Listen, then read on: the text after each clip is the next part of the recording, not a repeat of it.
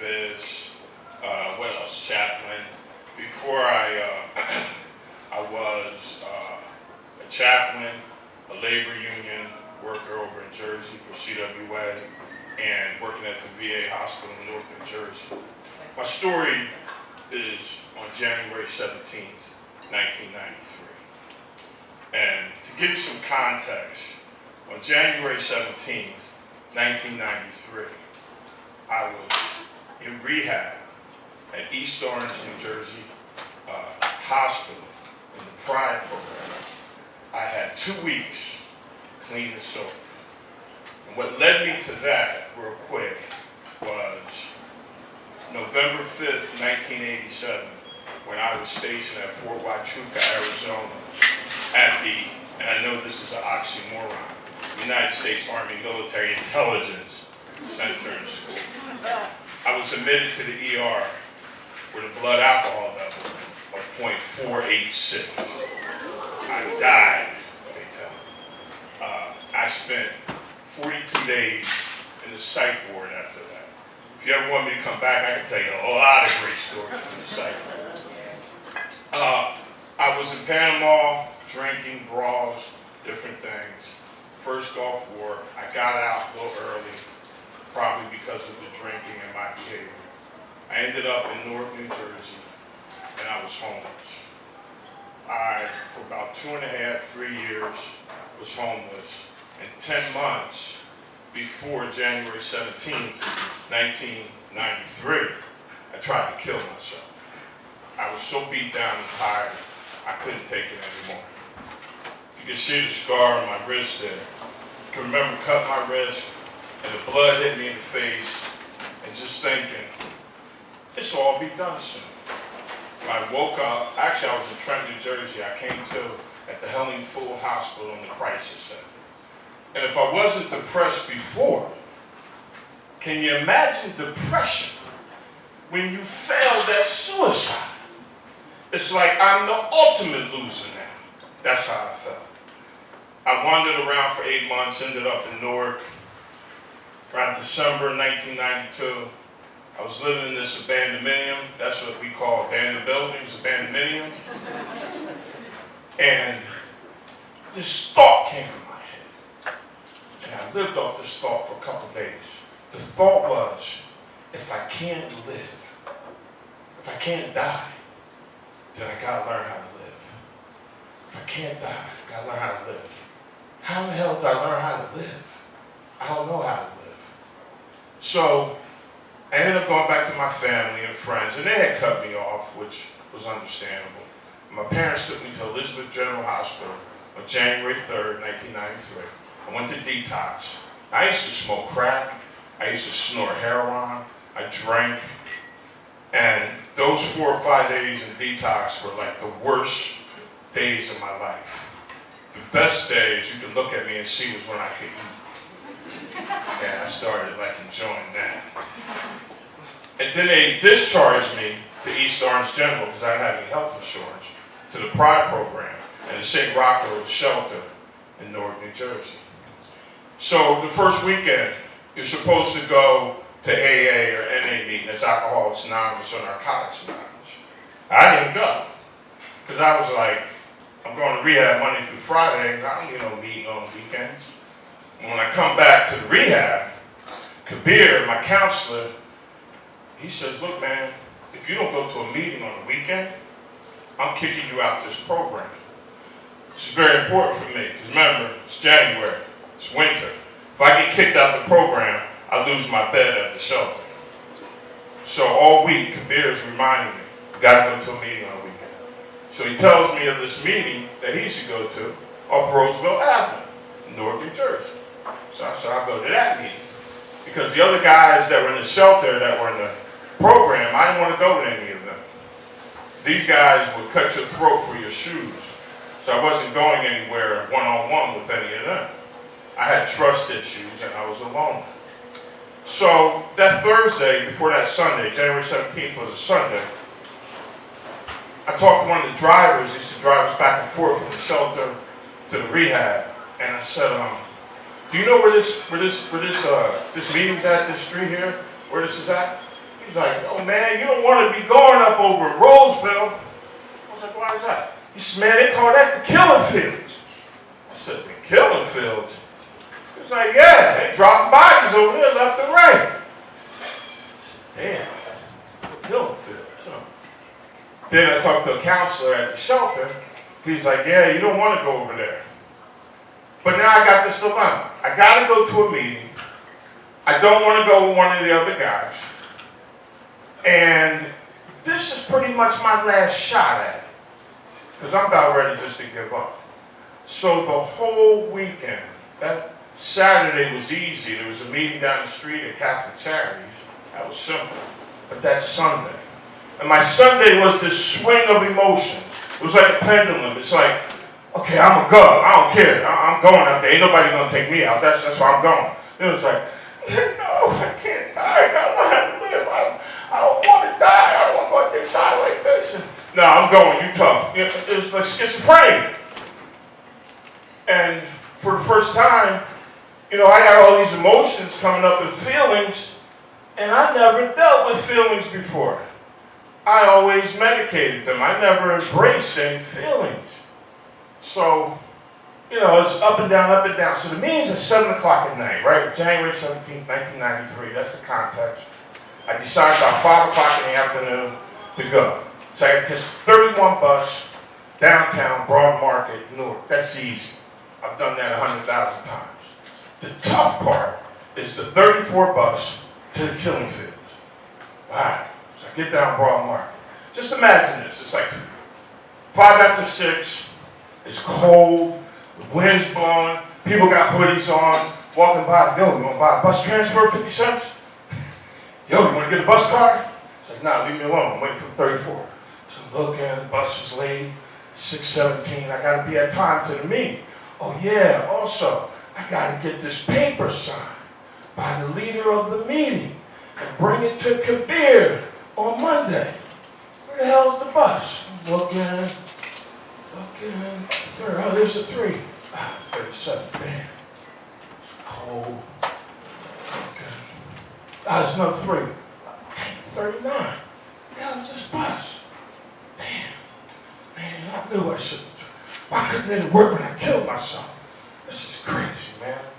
How do people live like this? No wonder I got high. Man, if I have a blast right now, I could do this, but I can't do that. They do urine test. What's this? 34. All right, cool, 34. So I gotta get this check. So, get on the bus. I sit right across from the driver. I'm sitting there. I'm like saying to him, hey, look, man, I gotta go to this meeting, man. I gotta go. So Roosevelt Avenue, 15th Roosevelt. You know how to get there? Yeah, I know how to get there. So you let me know when you get there? Yeah, hey, look, man, shut up! I heard you the first time. I'm sitting there, we're riding. I'm looking at my watch. 6:47. I gotta be there on time. 6:52. Over there, yeah, he's winding around. Man, there's the street. Yo, man, there's the street right there. He says, yo, dude, shut up. I got to stop at the stop. All right. So, get off about a few blocks down. And you got pictures of this. The killing fields, right? As soon as you get off the bus, you hear pop, pop, pop, pop. Damn. This is for real. Then I get off. The street lights are knocked out. No context with that. Me and this guy, Nate, the statute of limitations are passed, so I can say this. We used to knock out street lights in Trenton to rob state workers in the wintertime because they get off at 4:30, 5 o'clock. They come through the street light and they walk like a victim. Now I'm feeling like I'm the victim. This is nuts.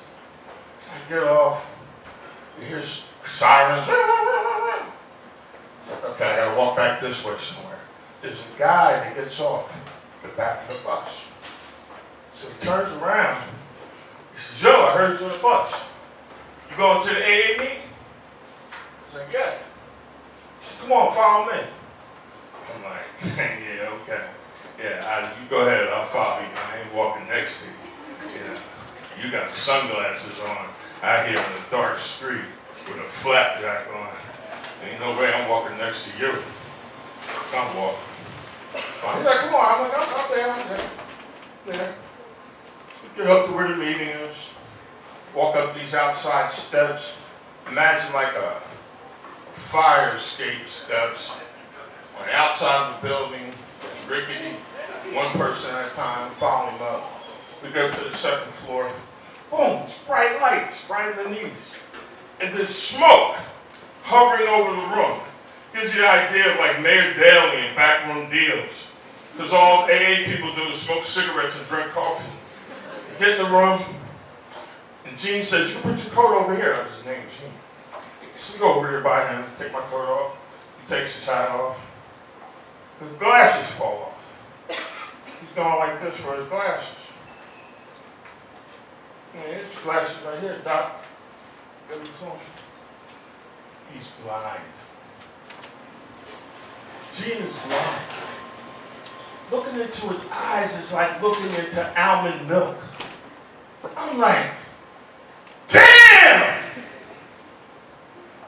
This mother is blind. He's like, you alright? I'm like, yeah, I'm alright. I'm Jeff. He had to be able to tell by my apprehension, like, I realized he was blind.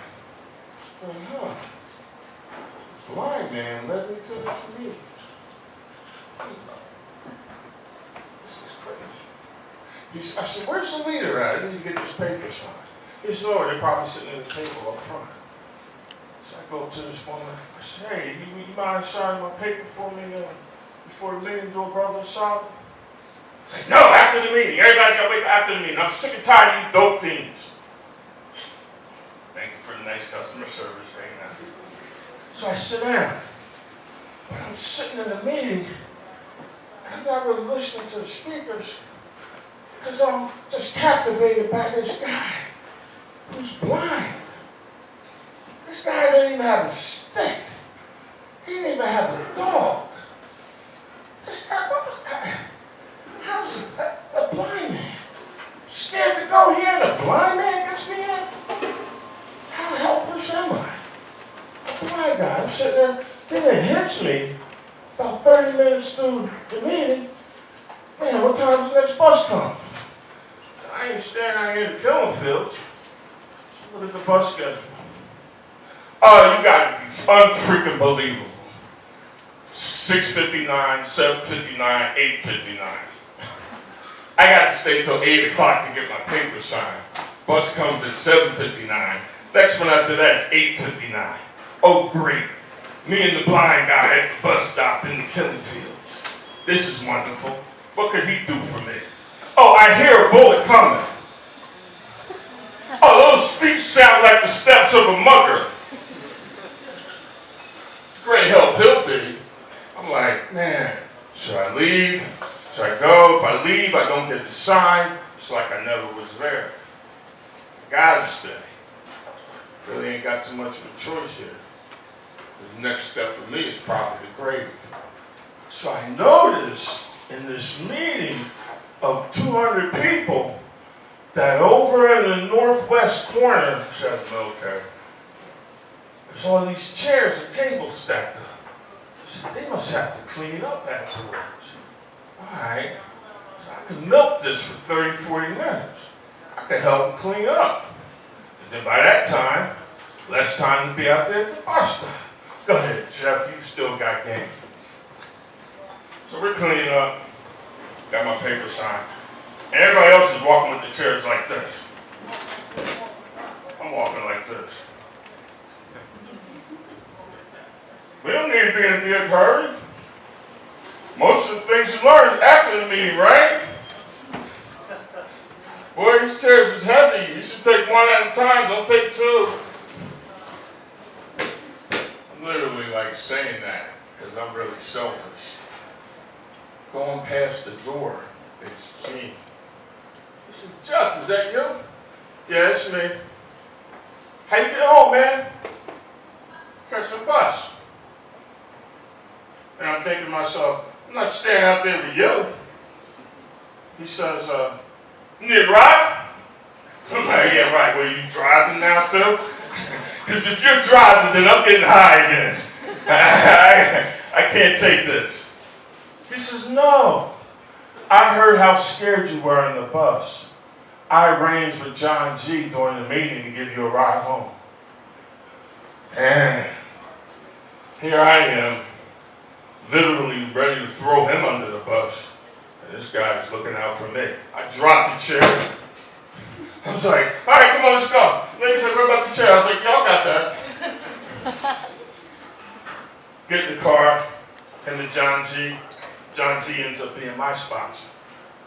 John G was my sponsor for 3 years. Helped me through a lot.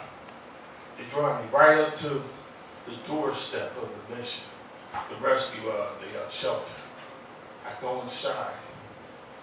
I go in the bathroom. I looked in the mirror. See, you guys didn't hear me tell you. I had looked in the mirror for like 3, maybe 4 years. When I walked past a storefront, I didn't want to see what I saw. See, Jeff Harley went to the Hunter School of Princeton. Jeff Harley went to Emory University.